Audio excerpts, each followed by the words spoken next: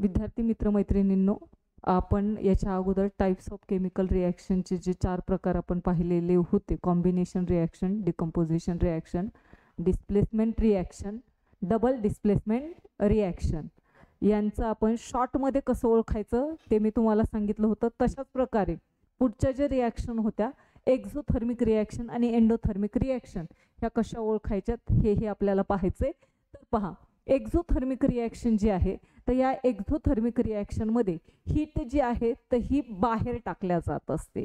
म्हणजे heat is given out, given away. काय केली जाते? हीट जी आहे तर हीट काय केली जाते? हीट इज गिव्हन अवे, म्हणजे बाहेर टाकल्या जाते, किंवा आपण त्याला म्हणू शकतो एक्झिट केल्या जात असते. काय केल्या जाते?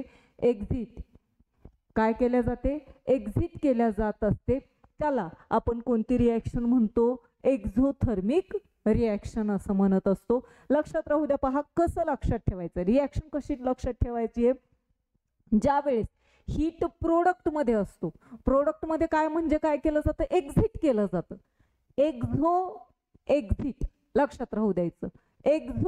एक्झिट म्हणजे जे रिॲक्शन मधून काय केलं जातं? बाहेर टाकून दिल्या जातं, त्याला आपण काय म्हणतो? एक्झिट असं म्हणत असतो. मग हीट काय केली जाते? एक्झिट केल्या जाते.